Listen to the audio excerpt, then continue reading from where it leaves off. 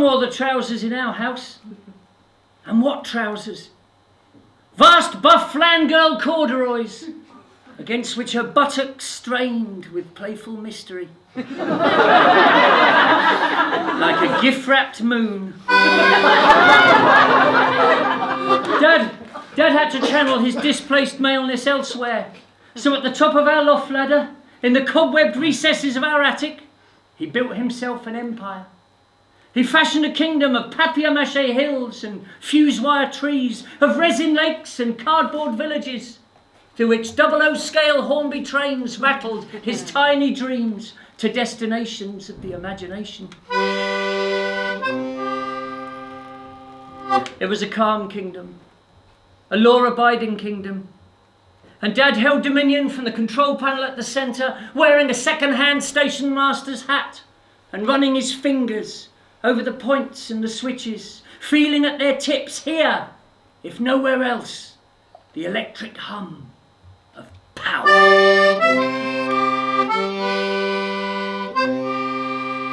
And on it went day after day, week after week, month after month. Those little trains always running dead on time beneath the endless summer sunset of a 40-watt attic bulb. Until one day something happened. Exactly what? We never knew. Perhaps a Friday night fight in one of the little cardboard pubs. Perhaps an act of indecency behind the clipped-together Hornby engine shed. Whatever it was, the law-abiding tranquility had been shattered by an act of social deviance. And Dad's response was swift, and it was brutal.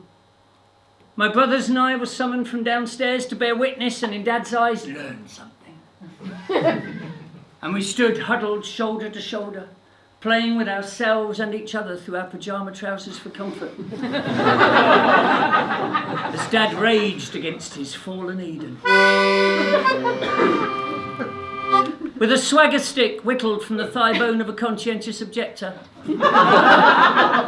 he drove the tiny 176 scale plastic inhabitants from out of their little houses to where they gathered in terrified huddles in streets and parks and village squares, as above them their god thundered in his heaven, a demented Benzedrine Gulliver waging war on the ungrateful little bastards of a Lilliput that had betrayed him.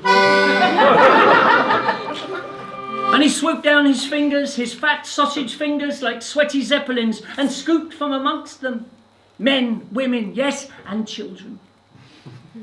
Those who he would make a bloody example of.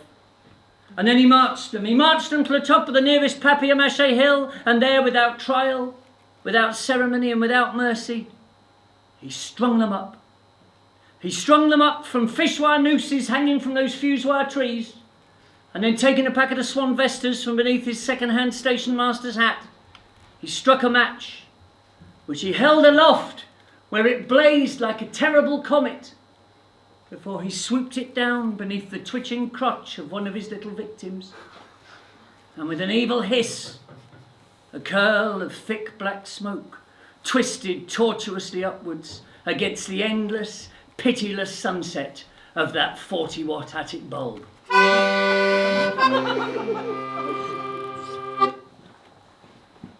And a terrible silence fell. And we all turned, prisoners of our thoughts, and returned from whence we'd come. The remaining villagers back to their sad little houses, and my brothers and I back downstairs.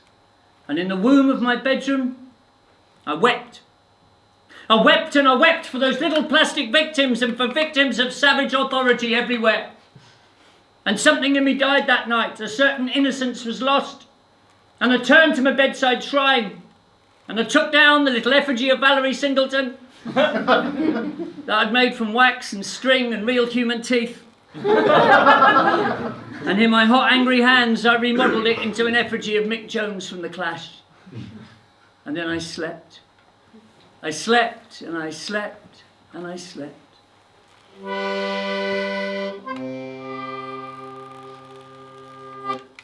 And when I awoke, I was an anarchist. Okay, yes, so that's